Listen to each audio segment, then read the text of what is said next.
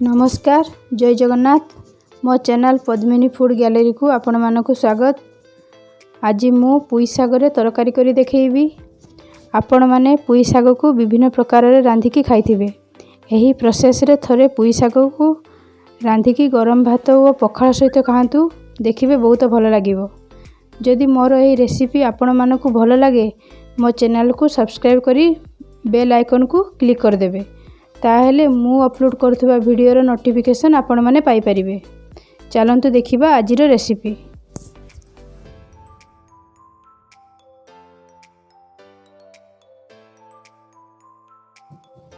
पुई साग तरकारी पाई मु एठी पुई साग को धोईकी एई भली भाबरे काटी रखिछि। किछि पुई डंक को मु एई भली भाबरे काटी रखिछि। बाइगण और जह्नी को एई साइज रे काटी रखिछि। आलू और कखार को समान साइज रे काटी रखिछि। और किछि रसुण रो छेंचा नेछि और किछि प्याज को काटी रखिछि। एठी मु छुंक दबा पई सोरिष जीरा और कला जीरा और दुईटी सुखिला लंका नेछि। हळदी गुंड स्वाद अनुसार लूण लंका गुंड किछि सोरिष पेस्ट रखिछि। तरकारी करिया पई सोरिष तेल नेछि। प्रथमे कढ़ई रे 2 रु 3 चामच सोरिष तेल देबा। सेथिरे जीरा सोरिष कला जीरा और दुईटी सुखिला लंका देबा। टिके फुटी आसिले सेथिरे काटी रखिथिबा पियाज देबा।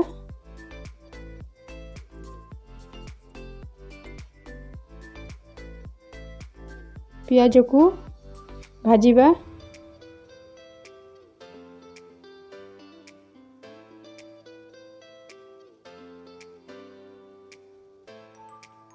पियाज को हल्का गोल्डन कलर होला पर्यंत भाजिबा। पियाज टिके भाजी सारिला परे सेतिरे रसुण छेंचा देबा। पियाज रसुण टिके भाजी सारिला परे सेतिरे पुई डंक को देबा। पुई डंक पई लूण देबा। भल भाबरे भाजिबा। किछि समय पई लिड को बंद कर देबा।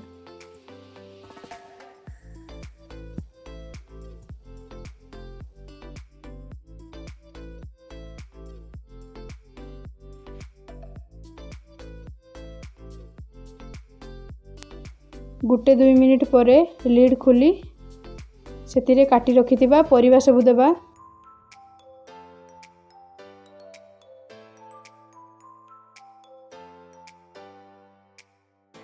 एबे सेतिरे स्वाद अनुसार लूण देबा, हळदी गुंड देबा और लंका गुंड देबा। एहा को भल भाबरे मिसेइबा। टिके भाजी सारिला परे लिड को बंद कर देबा।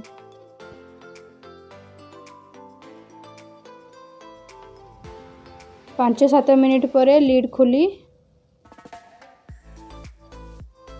टिके समय भाजिबा।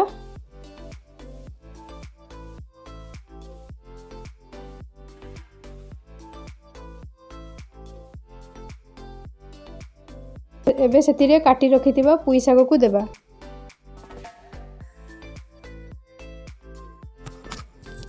साग देला परे लिड को किछि समय पई बंद कर देबा।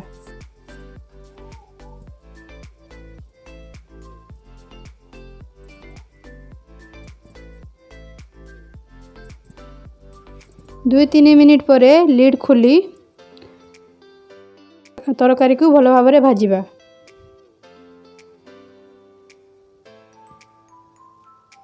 एबे 2 चामच सोरिष बटा देबा। भल भाबरे गोळेइबा।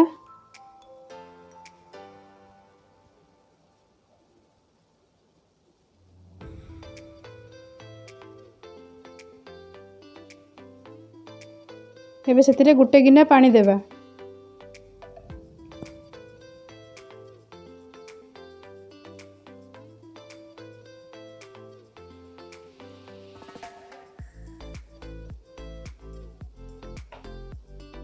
तरकारी को आउ किछि समय फुटिया पई एतिकी पानी देबा आवश्यक। एठार बेसी पानी देबे नाही। तरकारी फुटिबा पई किछि समय पई हमें लिड को बंद कर देबा।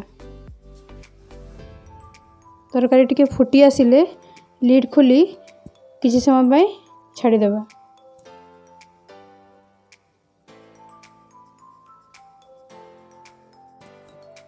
ତରକାରୀରୁ ପାଣି ଶୁଖି ଆସିଲେ ରେଡ଼ି ହେଇଯିବ ଆମର ପୁଇ ଶାଗ ତରକାରୀ। ଏହାକୁ ଗରମ ଭାତ ଓ ପଖାଳ ସହିତ ଖାଆନ୍ତୁ, ଦେଖିବେ ବହୁତ ଭଲ ଲାଗିବ। ଯଦି ମୋ ରେସିପିଟି ଆପଣମାନଙ୍କୁ ଭଲ ଲାଗେ ମୋ ଚ୍ୟାନେଲକୁ ଲାଇକ୍ ଏବଂ ସେୟାର କରିବେ।